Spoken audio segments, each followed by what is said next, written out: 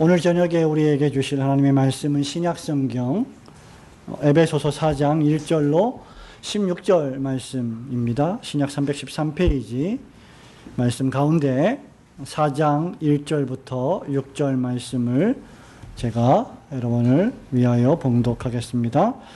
그러므로 주 안에서 갇힌 내가 너희를 권하노니 너희가 부르심을 입은 부름에 합당하게 행하여 모든 겸손과 온유로 하고 오래 참음으로 사랑 가운데서 서로 용납하고 평안에 매는 줄로 성령이 하나 되게 하신 것을 힘써 지키라. 몸이 하나이요 성령이 하나이니 이와 같이 너희가 부르심의 한 소망 안에서 부르심을 입었느니라. 주도 하나이요 믿음도 하나이요 세례도 하나이요. 6절 말씀 다 함께 합니다. 하나님도 하나이시니 곧 만유의 아버지시라. 만유 위에 계시고 만유를 통일하시고 만유 가운데 계시도다. 아멘. 오순절 성령 강림을 통해서 교회가 탄생하고 조직되고 형성될 무렵인 초대교회와 신약시대의 화두는 주로 신론과 기독론에 집중되었습니다. 하나님이 어떤 분이신가? 그리스도가 누구신가? 그리스도가 하나님이신가? 사람이신가? 아니면 하나님이시며 사람이신가? 이런 문제에 집중했습니다. 이것은 주님이 오시고 나서 약 한 300~400년까지 주후 약 4세기경까지 계속되었고, 여기서 나왔던 제정되었던 신앙 고백이 우리가 잘 알고 있는 사도신조, 사도신경, 사도들의 신앙 고백이죠. 중세 로마 가톨릭의 교회 시대와 1600년대에 이르기까지 종교 암흑 시대, 그리고 1517년부터 시작된 종교개혁 시대에는 교회와 신자들이 무엇에 관심을 가졌느냐 하면 구원론에 대한 관심을 가졌고, 사람이 어떻게 하나님 앞에서 의롭게 될 것인가가 중심 주제였습니다. 오늘날 저와 여러분이 살고 있는 이 시대에는 과연 무엇이 사실상의 화두일까요? 두말할 여지 없이 교회론이라고 할 수 있습니다. 물론 올해는 종교개혁 500주년을 기념하는 그런 해이기 때문에 마틴 루터와 존 칼빈으로 이어지는 칭의교리, 구원론에 대한 관심이 뜨겁지만, 사실 지금 이 시대에는 교회가 무엇인가라고 하는 것에 관심을 가지는 시대입니다. 오늘날처럼 교회론에 집중된 시대도 없을 것입니다. 어떤 교회가 진정한 교회인가? 교회가 무엇인가? 교회는 언제부터 시작되었는가? 교회는 언제까지 과연 존재할 것인가? 참된 교회가 있다면 거짓된 교회, 잘못된 교회도 있지 않는가? 만약에 참된 교회가 있다면 그 참된 교회를 거짓된 교회로부터 구분하고자 하는, 구분할 수 있는 특징은 무엇일까? 이런 질문들을 우리는 계속해서 던져왔고 지금도 던지고 있습니다. 교회는 과연 누가 통치하고 다스립니까?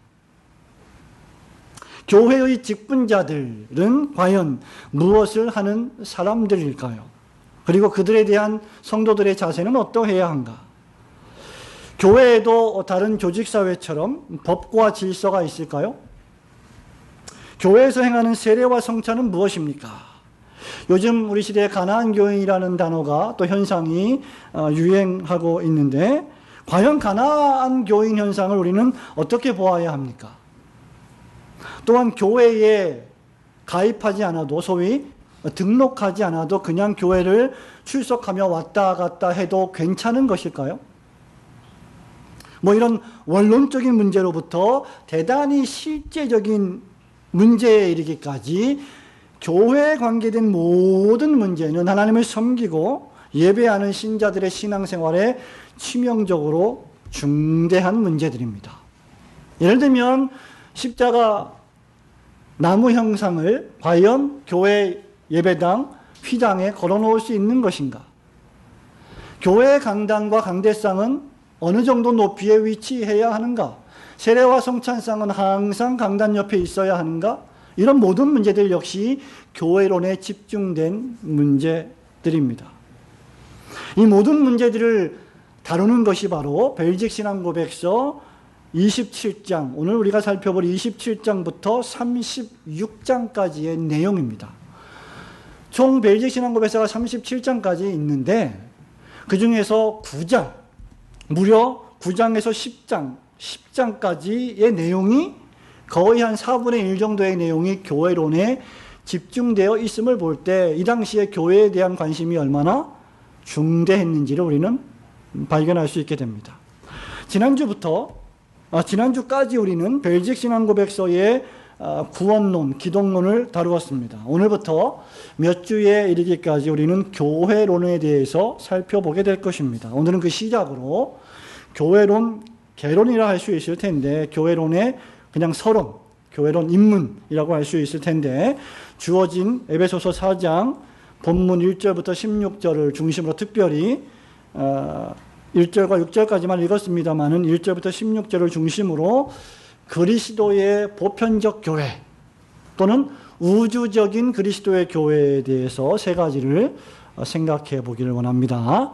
첫 번째는 그리스도의 보편적 교회는 하나님의 부르심을 받은 거룩한 회중으로서의 모임을 가리킵니다. 자, 1절부터 4절 말씀이 그 중심 내용인데요. 3절과 4절 말씀만 함께 읽도록 하겠습니다. 평안의 매는 시작. 평안의 줄로 성령의 하나님께 하신 것을 힘써 지키라. 몸이 하나요 성령이 하나이니 이러하시 너희가 부르심의 한 성화 안에서 부르심을 이루었느니라. 아멘. 여러분 가지고 계신 신앙고백서 유인물 제27장 1번 문장을 함께 읽도록 합니다. 우리는 시작. 우리는 그리스도 예수 안에서 그들의 구원을 기대하고 그의 피로 씻음을 받고 성령으로 성결하게 되고 인침을 받은 참된 그리스도인들의 거룩한 회중이요 모임으로서의 하나의 보편적 또는 우주적인 교회를 믿고 고백합니다. 자, 이게 이제 한 문장입니다. 이거를 짧게 끊어서 두세 문장으로 나눌 수 있는데 그렇게 나누지 않고 한 문장으로 만든 것은 이 안에 수식되어 있는 것들이 대단히 중요하기 때문이죠. 초점은 우리는 여전히 고백합니다. 믿고 고백합니다에 있습니다. 그리고 우리가 믿고 고백하는 교회에 대한 내용이 무엇인가가 그 안에 다 담겨져 있다는 말이죠. 오늘 신앙고백서는 그리스도의 교회를, 여러분이 지금 출석하고 있는 이 교회를 가리켜서 구원을 기대하고 그리스도의 피로 씻음을 받고 성령으로 거룩하게 되고 뿐만 아니라 인침을 받은 그 다음 참된 그리스도인들의 거룩한 회중이요 그 다음 모임이다라고 고백하고 있습니다. 그러니까 말하자면 그리스도의 교회는 단도직입적으로 서두를 다 제거하고 거두절미하고 뭐라고 말할 수 있느냐? 그리스도인의 거룩한 회중이요 모임이다. 이렇게 우리가 정의할 수 있을 것입니다. 근데 문제는 교회가 어떻게 구원을 받고 교회가 어떻게 그리스도의 피로 씻음을 받으며 어떻게 저와 여러분이 개인 교회로서 또 공동체로 모인 교회로서 어떻게 거룩하게 되고 회중이 되며 모이는 모임이 되느냐라고 하는 문제입니다. 즉 말하자면, 좀 쉽게 말하자면 교회가 저와 여러분이 어떻게 그리스도인이 되느냐 그 말이죠. 교회가 어떻게 그리스도인이 되느냐 하는 문제입니다. 오늘 본문에서 바울은 그것이 하나님의 부르심으로 되어지는 일이다라고 기록하고 있습니다. 바울은 1절에서 에베소 교회 교인들에게 뭐라고 권면합니까? 너희가 부르심을 입은 부름에 어떻게 해요? 합당하게 행하라. 너를 불러줬기 때문에 내가 너를 불러준 대로 그 목적에 맞추어서 적절하게 생각하고 말하고 행동하라. 그 말입니다. 그 방법이 뭡니까? 2절 3절이에요. 그리스도인들은 하나님이 불러주셨는데 그래서 합당하게 행해야 하는데 그 합당하게 행하는 방법이 뭐냐? 겸손, 그 다음 온유, 그 다음 오래 참음, 용납, 맞죠? 그 다음 평안을 목적으로 하나 되게 하신 것을 어떻게 하라고요? 힘써서 지키라. 노력해서 지키라는 겁니다. 이게 교회라는 거죠. 그러면서 4절에서 또다시 강조하고 있는 것이 있는데 그것이 뭡니까? 바로 부르심의 한 소망 안에서 부르심을 입었다라고 강조하고 있습니다. 그러니까 1절부터 4절에서 무려 여러분 가장 많이 반복되는 단어가 뭡니까? 부르심입니다. 4차례나 걸쳐서 부르심을 입었으니 부르심에 합당하게 행동하라고 말합니다. 그러니 교회는 하나님의 부르심을 받은 존재들이고 하나님께서 불러주신 그 목적대로 내 마음대로 나를 의존하면서 내 생각대로 생각하고 말하고 행동하는 기관이 아니라 하나님의 뜻이 무엇인지를 분별하고 파악해서 그 뜻대로 행동해야 하는 개인이요 기관이라는 말입니다. 물론 이 부르심은 복음을 통한 하나님의 부르심이고 주권적인 은혜의 부르심입니다. 바울이 고린도 교회에 편지하면서 여러분 고린도전서 1장 26절에서 아주 여러분 잘 알고 있는 말씀을 하고 있죠. 형제들아, 고린도 교회 교인들한테 하는 말입니다. 형제들아, 너희들아, 하나님의 너희의 부르심을 보라. 하나님이 너희를 불러주셨는데 너희가 어떤 상태에 있고 어떤 직업을 가진 상태에서 너희를 불러주었는지를 생각해보라. 너희 중에 문벌, 학벌 좋은 자가 많지 않고 너희 중에 뭐 부자인 자가 많지 않고 유식한 자가 많지 않고 이런 것들을 이야기하죠. 너희의 불러주신 것을 기억해보라. 그렇게 말합니다. 이렇게 불러주신 이유는 30절에 보면 자랑하지 못하게 하기 위함이고 부르심을 받은 자들은 그래서 예수 안에 있다고 선언하고 있으며 그리스도 예수는 우리가 그 안에 있는데 그리스도 예수는 우리가 안에 있는 그 그리스도 예수는 우리에게 지혜와 의로움과 거룩함과 구속함이 되셨다라고 설명하고 있는 것이 고린도전서 1장의 바울의 설명입니다. 그러니까 말하자면 교회는 하나님의 부르심으로 이루어진 하나님의 행동, 하나님의 행위, 하나님의 역사하심의 결과인 것입니다. 그러니까 교회는 사실 이 올고등 교회가 2014년 8월 17일 날 두 가정이 모여서 개척을 했고 이 공간을 임대를 했고 지금까지 이어오고 있지만 이것이 전부 다 뭐 내가 한 것 같고 우리가 한 것 같고 누가 개인이 한 것 같지만 사실 그런 개인들을 하나님이 사용하시지만 실제로 이 일을 원론적으로 하신 분이 누구시다? 하나님이시라는 겁니다. 사람들의 마음을 감동시켜서 함께 모여 이 일을 시작하고 지금까지 진행하게 하셨다는 말이죠. 더 구체적으로 말하자면 오늘 본문의 말씀처럼 성부와 성자와 성령께서 선택하시고 구속하시고 중생시키심으로 구성된 모임이 바로 교회라는 것입니다. 그래서 이 교회의 특징은 뭐냐면 두 가지입니다. 하나는 거룩이고 하나는 모인다는 겁니다. 그래서 성도를 가리켜서 뭐라 그래요? 성도를 거룩한 백성들의 모임, 거룩한 백성들의 무리를 가리켜서 성도라고 말하죠. 교회라고 하는 헬라어 에클레시아도 역시 밖으로 불러내다, 빼내오다. 그래서 원래 그 교회라고 하는 원어, 컬크로 번역된 원어는 그래서 그리스도에 소속이 된 자들을 가리킬 때 사용됩니다. 그러니까 밖으로 불러내어서 그리스도에게 소속된 자들로 만들어진 기관과 개인이 교회이다라는 것입니다. 거룩은 무엇입니까? 하나님이 불러주셨기 때문에 자연적인 특징입니다. 그리고 모임이라고 하는 것은 세상으로부터 밖으로 빼내서 부르셨기 때문에 부르신 자들끼리 함께하기 때문에 또한 자연적으로 발생하는 교회의 특징입니다. 그래서 교회의 특징은 부름받은 자들끼리 회집하는 것이 특징이에요. 말하자면 교회는 복음의 초청을 통하여서 하나님의 특별한 부르심을 받은 그리스도인들로 구성된 거룩한 모임입니다. 사실 삼위일체 하나님께서 역사 속에서 하시고자 하는 일도 바로 이것이죠. 구약에서 하나님은 어떤 하나님으로 묘사됩니까? 자기 백성을 부르시고 구원하시는 하나님으로 묘사되어 있습니다. 이것을 극명하게 보여주는 성경이 출애굽기예요. 하나님은 애굽에서 자기 백성을 불러내십니다. 물론 지도자 모세를 통하여 그렇게 하십니다. 출애굽기 8장 21절에서 심지어 우리 하나님은 너희가 내 백성을 거기서 그 세속제국에서 보내지 않으면 애굽 사람의 집에 파리떼를 보내겠다라고 위협하시는 분이십니다. 실제로 10가지 재앙이 애굽의 전역에 임한 것을 우리는 성경을 통해서 또 역사적 고증을 통해서 확인할 수 있습니다.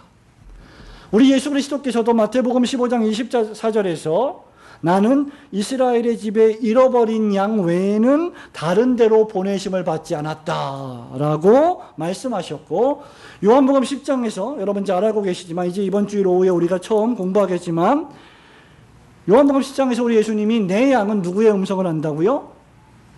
나의 음성을 알며 내가 양의 이름을 각각 불러 인도하여 낸다라고 묘사되어 있습니다.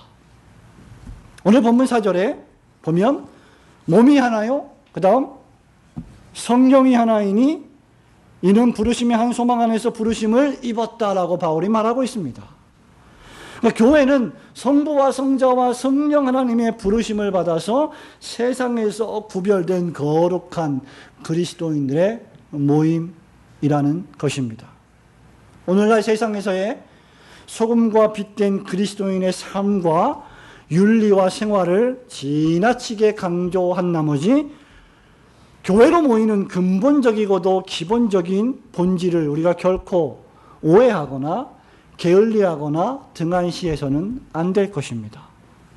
우리가 개인적으로든지 공동체적으로든지 성삼위 하나님께서 불러주셨기 때문에 하나님의 소유된 백성임을 저와 여러분이 굳게 믿으시고 더욱 그 부르심에 합당하게 행하시는 거룩한 회중으로 함께 모이는데 힘쓰시는 성도들이 되시기를 축원합니다. 보편적 그리스도의 교회 두 번째는, 그리스도의 교회는요, 그리스도께서 친히 왕이 되시고 세상 끝날까지 지키고 보호하시는 교회입니다. 자, 5절과 6절 말씀을 함께 읽겠습니다. 시작. 주도 하나요, 믿음도 하나요, 세례도 하나요, 하나님도 하나이시니 곧 만유의 아버지시라. 만유 위에 계시고 만유를 통일하시고 만유 가운데 계시니. 아멘. 배적신앙고백서 27장 2번 문장도 함께 읽겠습니다. 이 교회는 시작. 이 교회는 세상의 시작부터 있었고 세상 끝날까지 있을 것인데, 왜냐하면 그리스도께서 백성 없이 계실 수 없는 영원한 왕이시기 때문입니다. 이 거룩한 교회는 비록 잠시 동안 사람의 눈에 매우 작고 없어진 것처럼 보일 때도 있었지만 온 세상의 분노에도 불구하고 하나님에 의해 보존됩니다. 아합의 국정 동안에도 주님께서는 친히 바알에게 물을 끓지 않았던 7,000명을 보존하셨습니다. 네. 신앙고백서는 이 교회가 지금 우리가 정의한 하나님이 부르신 그 부르심으로써 거룩한 회중이요 모인 이 교회가 언제부터 있었다고요? 시작부터 있었고 세상 끝날 때까지 있을 것이라고 하면서 교회의 존재 시기를 정의해 주고 있습니다. 그렇다고 하면 교회는 역사적으로 볼 때 오순절 성령 강림의 열매와 결과로서 구체적으로 출현하기는 했지만 그렇다고 구약시대의 교회가 없었던 것은 아니라는 것이죠. 가시적으로 우리가 교회라고 하는 이름을 붙이면서 그리스도를 따르는 크리스티아노스, 그리스도인이라고 하는 공동체가 초대교회 때부터 생겼는데, 그럼에도 불구하고 구약시대에도 하나님이 정의하시는 교회가 존재했었다는 겁니다. 그 증거를 신앙고백서는 무엇을 들고 있습니까? 아합 왕의 폭정 중에도 바알 신에게 무릎을 꿇지 않고 여호와 신앙의 절개를 지켰던 몇 명이요? 7,000명을 언급함으로 구약시대에도 참된 신앙 고백을 하는 교인들이 또 교회들이 있었다는 것을 증명합니다.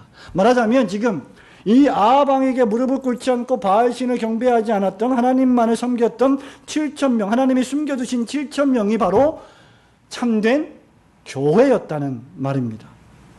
열왕기상 19장에 기록된 당시 선지자 엘리야가 활동할 시대에 7,000명이 아닌 아합 제국의 거짓 선지자들, 그죠? 엘리야와 싸웠던 거짓 선지자들, 그들의 신들이 아무것도 해주지 못했던 거짓 선지자들, 그리고 큰 무리의 거짓 신앙인들, 종교들, 이것들이 참 교회가 아니라 주님이 보존하시는 7,000명이 참 교회라는 뜻입니다.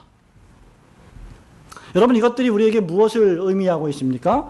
거짓 교회들이 내세우는 표지와 참된 교회가 내세우는 표지가 다르다는 것을 우리는 극명하게 이 열왕기상 19장을 통하여서 또 신약 성경의 교회의 표지로 설명하고 있는 서신서들을 통해서 우리는 잘 알게 될 것이고, 앞으로 몇 주 동안 그것을 우리는 또 살펴보게 될 것입니다. 거짓 교회들이 내세우는 대표적인 표지가 무엇입니까? 그것 중에 하나는 바로 거대함에 있습니다. 거대함. 큰 성 바벨론이라고 우리가 보통 이야기하지요. 거대함, 많은 숫자들, 엘리야 한 명과 바알신을 섬기는 수많은 거짓 선지자들과의 싸움이죠. 수적 우위, 수많은 물질, 재력, 이런 것들을 가리킵니다. 이런 것들이 일반적으로 볼 때 크다는 것 자체가 나쁜 것은 결코 아니에요. 수가 많다는 것 자체가 결코 나쁜 것이 아닙니다. 교회 안에 재물이 있다는 것이 결코 나쁜 것은 아닙니다. 그런데 문제는 교회가 본질적으로 참된 교회의 표지되는 것을 더 강조하기보다 제가 지금 말씀드린 거짓된 교회가 강조하는 것들만을 더 강조한다면 그것이 우리에게 문제가 될 수 있다는 것이죠. 참된 교회가 내세우는 표지는 무엇입니까? 하나님의 참된 말씀의 선포입니다. 그리고 세례와 성찬에 합당한 시행입니다. 그리고 하나님의 말씀을 통하여서 성도들을 양육하고 때로는 책망하며 권징하는 권징의 실시입니다. 이런 것들이 없다면 참된 교회일 수가 없다고 개혁신학은 늘 주장해 왔습니다. 그리고 하나님은 이런 참된 교회를 세상 끝날까지 지키시는데 그 이유는 백성이 없는 왕이 존재할 수 없기 때문입니다. 만약에 하나님께서 참된 교회를 부르셨다면 하나님이 책임지시고 하나님이 보호하시고 하나님이 지키신다는 것입니다. 그리스도는 교회의 왕이십니다. 우리가 교회를 비유할 때 보통 많은 비유가 있습니다만은 대표적으로 서너 개가 있죠. 예를 들면 교회는 진리의 기둥과 터다. 그죠? 교회는 그리스도의 뭐예요? 신랑이에요? 신부예요? 신부다. 이런 표현들이 있습니다. 그러면 그리스도는 교회의 누구십니까? 신랑이십니다. 그죠? 교회는 그리스도의 몸이고 지체고 교회의 머리는 누구십니까? 그리스도이십니다. 그리스도는 교회의 왕이 되시죠. 모든 참된 그리스도인들, 모든 참된 교인들은 그런 의미에서 왕 되신 그리스도 예수의 신민들, 백성들, 자녀들이라는 말입니다. 구약에서 죄인을 구원하시기 위해서 하나님께서 특히 세 종류의 직무를 받은 사람들에게 기름을 붓고 보내시는데, 여러분 그것을 잘 아시는 대로 세 가지 직무가 뭐죠? 선지자 직무, 제사장 직무, 왕 직무입니다. 그러니까 선지자, 제사장, 왕들이 구약시대에 있었죠. 그 중에 왕들은 하나님을 대리하여 이스라엘과 유다 백성을 통치하였습니다. 대표적인 초대 왕이 누굽니까? 사울 왕, 그 다음 통일왕국의 다윗 왕, 솔로몬 왕 쭉 나가죠. 이 왕들은 앞으로 장차 오실 영원하신 왕 되신 예수 그리스도를 상징하고 예표합니다. 구약의 왕들 가운데는 선한 왕들도 있었고 악한 왕들도 있었고 실패한 왕들도 있었고 부분적으로 성공한 왕들도 있었습니다만은 신약시대에 오실 그리스도의 왕은 완전하신 왕이요 실수와 실패가 없으신 영원하신 왕이십니다. 그래서 우리는 구약시대의 왕들을 바라보면서 우리를 통치하고 다스릴 왕들을 바라보면서 그리스도, 오실 그리스도 최고의 왕 되신 그분을 기다릴 수 있었던 것이죠. 이것은 선지자, 제사장 직무에도 역시 마찬가지입니다. 선지자들을 바라보면서 그 선지자로 오실, 그 말씀으로 오실 예수 그리스도를 믿음으로 바라보았고, 제사를 집례하면서 나의 죄를 속죄해 주는 그 제사장들, 인간 제사장들을 바라보면서 영원토록 나의 죄를 완전히 속죄해 주실 그리스도 예수 대제사장, 그분을 고대하고 기대할 수 있었던 것입니다. 실로 주 예수 그리스도는 유대인의 왕이셨습니다. 실로 그리스도는 교회의 머리요 왕이십니다. 오늘 본문은 오늘 사도 바울은 이 본문에서 한 분 하나님이 만유의 아버지시요 6절에서 그죠? 만유를 통일하시고 만유 가운데 계신다고 선언하고 있습니다. 교회를 선택하고 부르신 이가 하나님이시요 교회를 위해서 구속을 성취하고 이끄신 분이 그리스도 예수이시요 중생을 통해 교회 안에 거하심으로 말미암아 내 안에 거하심으로 말미암아 나를 거룩하게 하신 참된 성전으로 바꾸어 주신 그분이 성령이십니다. 그리고 그 교회를 하나 되게 연합시키셔서 지키시는 분도 하나님이십니다. 그래서 사도 바울은 우리에게 너희가 할 수만 있으면 부르심에 합당하게 행하라. 3절에 성령에 하나 되게 하신 것을 힘써라. 4절에 몸이 하나다 성령이 하나다 부르심의 한 소망 안에서 부르심을 입었으니 주도 하나다 믿음도 하나다 세례도 하나이다 하나님도 하나이다. 하나님은 만유 위에 계신다. 그러니 하나 되는 것을 힘써라 라고 우리에게 명령하고 계시는 것입니다. 사실 하나님의 속성 가운데 하나가 무엇입니까? 하나님의 인격적인 속성 가운데 하나가 연합입니다. 여호와 하나님께서 삼위로 계시죠. 성부, 성자, 성령 삼위로 계시지만 그분이 성부, 성자, 성령 그분이 삼위일체이십니다. 한 분이십니다. 하나이십니다. 하나로 존재하십니다. 하나님은 오직 상천하지에 한 분밖에 계시지 않습니다.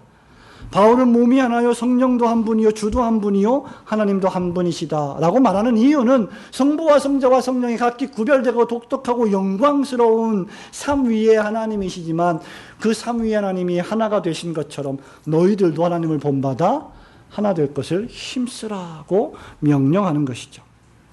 그러므로 교회 역시 하나입니다.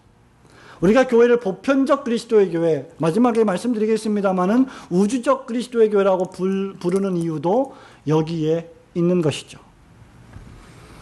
교회의 연합은, 신자들 간의 연합은 하나님께서 교회를 지키시고 보존하시는 강력한 무기입니다.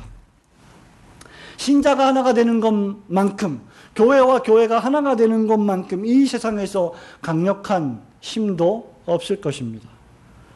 이 일을 위해 하나님께서는 계속해서 구속 역사의 진행에 따라 오늘 본문 말씀 에베소서 4장 1절부터 11절 12절에 특별히 있는 것처럼 계속해서 사도를 보내시고 선지자를 보내시고 복음 전하는 자 목사와 교사를 주셔서 교회를 치리하고 감독하고 다스리게 하시며 봉사의 일을 하게 하시고 그리스도의 몸을 세우려 하신 것입니다.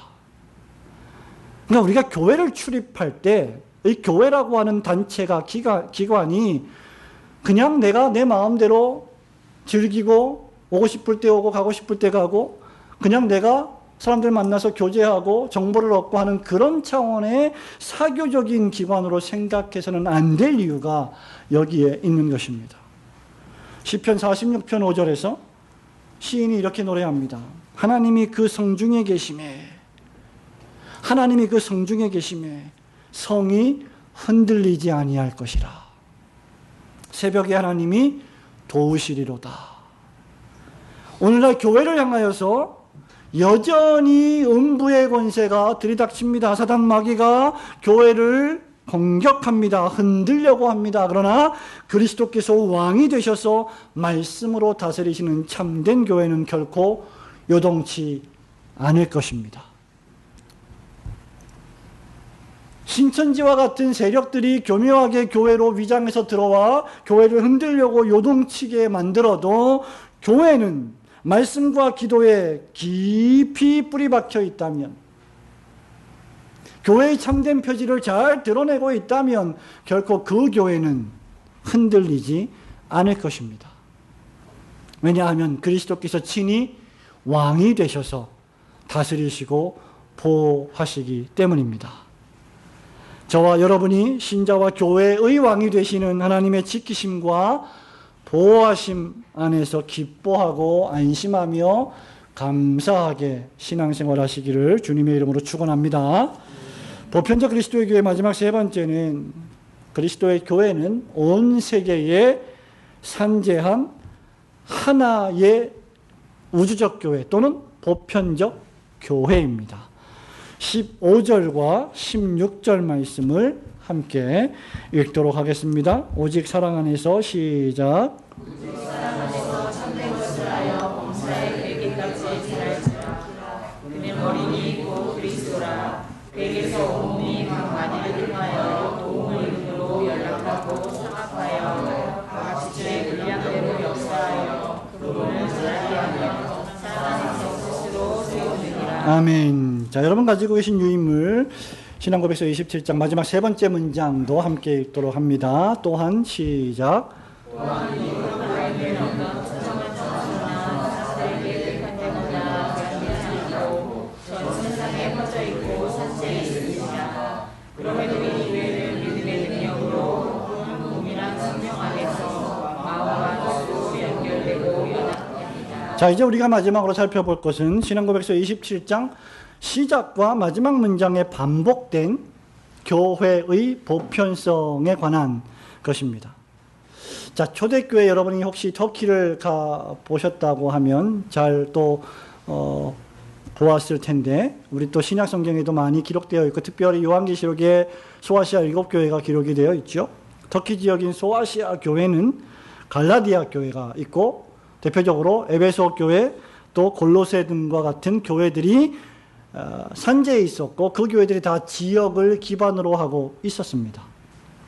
터키 전 지역에 여러 마을에 교회가 있었던 것이죠. 사도 베드로 역시 편지를 쓰면서 본도, 갈라디아, 갑바도기아, 터키 북부를 이야기하죠. 아시아, 비두니아에 흩어져 있는 교회에 편지를 보냈습니다. 그러니까 교회들이 여러 곳에 흩어져 있었어요. 각기.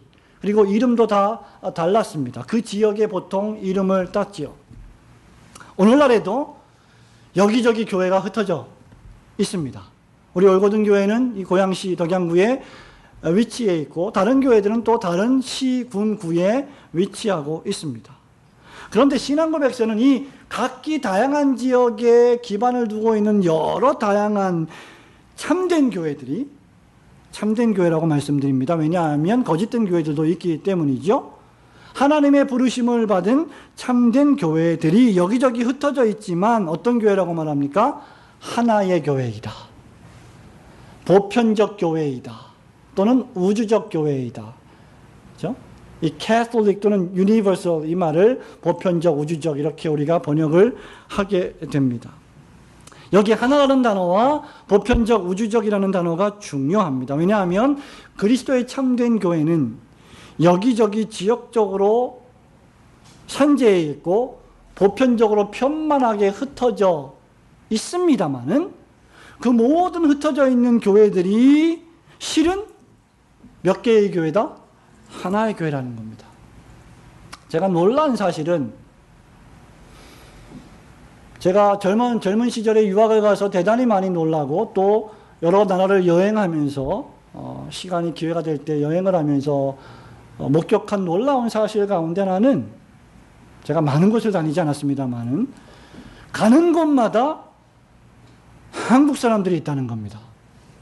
가는 곳마다. 그래서 진짜 여러분 혹시 로버트 모레이 맥체인이라고 하는 목사님 아실 거예요, 아마. 우리가 이제 로버트 모레이 맥체인 목사님 성경 읽기표를 따라서 1년 365일 성경을 읽기도 하는데, 스코틀랜드의 최단 북부 도시 가운데 하나인 던디에 가시면, 제 친구가, 영국 친구가 목회를 하고 있는데, 거기에 로버트 모레이 맥체인 목사님이 목회를 한 교회가 있어요. 거기에 갔는데 거기에도 한국 사람이 있어요. 영국의 최남단인 코널이라는 도시에 갔는데도 거기에도 한국 사람이 있어요. 제가 23살의 나이에 유학을 떠나서 브라이튼이라고 하는 도시, 남부 해양 도시, 우리나라로만 얘기하면 부산에 가까워요. 부산에 위치한 그런 지리적인 위치에 있는 해양 도시. 그 옆에 호브 스테이션이라고 있는데, 거기가 그 영국 수상 마가렛 대처가 자주 휴양을 왔던 도시이기도 합니다.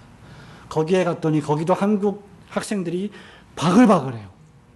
어디를 가나 한국 학생들이 있는 거예요. 깜짝 놀랐습니다. 그런데 더 놀라운 사실은 그 도시들마다 한인교회들이 있다는 겁니다. 교회가 전 세계에 편만에 있어요. 정말 많은 교회들이 전 세계에 있습니다. 그런데 이 모든 전 세계에 편만에 있는 한국 사람들이 전부 다 시민권을, 한국 시민권을 가지고 있으면 그 사람은 어떤 사람이에요? 한국 사람이에요. 두 종류의 국민이 있을 수 없죠. 요즘은 이중국적이 허용이 됩니다만 원래는 한민족입니다. 단일 민족이죠. 우리나라에도 수많은 지금 외국인들이 들어와서 단일 민족이 더 이상 안 되는 경우도 있고, 다문화가 들어와서 단일 문화가 안 되는 경우가 상당히 많고, 교회 내에도 그래서 다문화 사역을 하는 경우가 많지 않습니까? 그러나 원래 단일 민족이고 하나의 시민권만 가지고 있는 겁니다. 교회는 그런 의미에서 두 개의 교회가 있을 수 없다는 것입니다. 이것은 두 가지 중대한 사실과 또는 결과를 초래합니다. 하나는 교회의 연합에 힘써야 한다.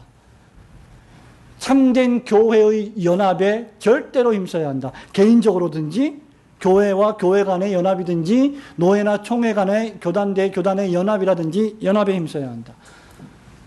두 번째는 그럼에도 불구하고 이 원리는, 교회가 하나이다라고 하는 이 원리는 분리의 원리로도 작용을 합니다. 왜냐하면 거짓된 교회 공동체로 전락이 되었을 때 그 공동체로부터 분열이 일어나서 나와 참된 교회를 세우고 참된 교회에 가입하고 등록해야 될 의무도 역시 동일하게 부여되기 때문입니다. 이 말은 두 개의 교회가 있을 수 없다는 것이죠. 참된 교회는 하나입니다. 두 개의, 두 종류의 하나님의 백성이 존재할 수가 없습니다. 그렇지 않습니까? 하나님께서 뭐가 답답하셔갖고 모세를 시켜가지고 이스라엘 민족을 애굽에서 데리고 나오십니까? 왜? 애굽 백성이 아니기 때문이죠. 세상에 속한 백성이 아니기 때문이죠. 하나님의 자녀들이기 때문입니다. 만약에 데리고 나오지 않으신다면 그들은 하나님의 자녀가 아닐 가능성이 큰 것이죠. 그리스도를 모시는 백성은 오직 그리스도의 백성일 뿐입니다. 우리가 이 세상에 살면서 하나님도 섬기고 세상도 섬길 수 없는 이유가 여기 있습니다. 하나님도 섬기고 바알신도 섬길 수 없습니다. 하나님도 예배하고 미신도 좀 따르면서 길흉화복을 점치는 점쟁이한테 가서 복도 얻을 수 없습니다. 그리스도와 벨리알은 조화될 수 없고요. 하나님과 재물을 겸하여 섬길 수도 없습니다. 우리는 최대한 세상에서 세상 사람들과 섞여 살며 세상에서 소금과 빛된 삶을 살아야 하지만 그럼에도 불구하고 우리는 세상에 속한 자들은 결코 아닙니다. 마태복음 6장 24절에서 주님이 이렇게 말씀하시죠. 한 사람이 두 주인을 섬기지 못할 것이니 혹 이를 미워하고 저를 사랑하거나 혹 이를 더 중히 여기고 저를 경히 여깁니다. 그럴 수밖에 없다는 거예요. 우리가 두 종류의 신을 섬긴다면 한 신에게 온전한 마음을 다 바칠 수가 없다는 걸 말하는 거죠. 그래서 그 마지막으로 너희가 하나님과 재물을 겸하여 섬기지 못하느니라고 부자를 향하여 말씀하고 계십니다. 오늘 본문에서 사도 바울은 에베소서 4장 본문에서 계속하여 하나를 강조합니다. 4절과 6절에서 무려 7차례에 걸쳐서 하나가 강조되어 있습니다. 그리고 교회의 하나됨의 목적은 우리가 읽은 15절, 16절에서 그 절정을 이룹니다. 그것은 그리스도의 몸을 세워가는 것이며 그때까지 성도들은 계속하여 자라고 그리스도의 장성한 분량까지 성숙할 때까지 성장해 갈 것입니다. 그렇기 때문에 성장해 가는 과정에 미성숙도 있을 것이고 실패도 있고 실수도 있을 것입니다. 그러나 우리는 거기서 머무르지 않고 계속하여 성장해 나가야 하는 것이죠. 그러므로 우리는 개교의 이기주의를 극복해야 합니다. 하나의 교회이기 때문이죠. 다른 교회가 힘들고 아프면 우리 교회 문제가 아니니까 나 몰라라 할 수 없습니다. 우리는 하나의 가족이기 때문이죠. 모든 참된 교회들과 연대할 줄 알아야 하고 무엇보다도 전 세계에 하나님께서 보존하시고 지키시는 참된 교회들이 우리 교회 말고도 참된 교회들이 있다는 사실을 우리는 마음에 새기고 용기를 얻어야 할 것입니다. 또한 각기 다양한 사람들이 모였지만 하나님의 한 가족 공동체임을 기억하고 말씀과 기도 안에서 하나 되게 하신 것을 저와 여러분이 힘써 지켜야 할 것입니다. 성도 여러분, 말씀을 맺습니다. 교회는 오직 하나의 힘과 권세와 원천만 가지고 있습니다. 그것은 바로 성삼위 하나님의 능력과 권세입니다. 오늘날 교회가 만난 가장 큰 위기 가운데 하나는 이것이라고 저는 생각을 합니다. 교회를 더 이상 교회라고 부르지 않는다는 거죠. 왜? 사람들이 어느 교회라고 부르는 것에 대한 거부감 내지는 실망감들이 팽배해 있기 때문에 이제 교회라고 부르지 말자. 다른 말로 바꾸자. 이미 이런 현상들은 북미 교회에서 30년, 우리보다 30년 전에 벌써 시작이 된 현상들입니다. 그리고 이제 한국 교회에 그것이 지금 전파되고 있어요. 그래서 교회를 무슨 센터, 교회를 무슨 커뮤니티, 그죠? 교회를 무슨 운동, 이렇게 부르는 것입니다. 교회는 사교단체도 아니고 운동단체도 아니고 복지시설도 아닙니다. 교회는 창세전에 하나님께서 계획하시고 그리스도 예수께서 부르시고 성령께서 거룩하게 변화시키시는 그리스도인의 거룩한 회중이며 모임입니다. 저와 여러분이 모두 다 하나님의 부르심을 받았습니다. 하나님이 선택하셨고 그리스도께서 하나님이 선택하여 주신 저와 여러분을 받으셨고 성령께서 우리 안에 오셔서 우리를 거룩하게 하셨습니다. 따라서 교회 안에 있는 모든 그리스도인들은 만일 그들이 참된 신자라고 한다면 성령의 하나 되게 하신 것을 힘써 지켜야 합니다. 그리스도 안에서 서로 용납하며 그리스도에게까지 자라가야 합니다. 거친 말을 삼가야 하며 덕이 되는 말에 힘써야 합니다. 직분자들을 통하여 주시는 교훈에 따라 성도를 온전케 하고 봉사의 일을 하게 하며 그리스도의 몸을 세우는 일에 물심양면으로 협력해야 합니다. 우리 교회가 3년여 동안 이 길을 잘 달려왔습니다. 또 주님 오실 때까지 우리 교회가 이렇게 교회의 본질을 다시 한번 마음에 새기면서 하나님께서 불러주신 그 부르심에 합당하게 행하는 올곧은 교회가 또 저와 여러분이 되시기를 주님의 이름으로 축원합니다. 아멘.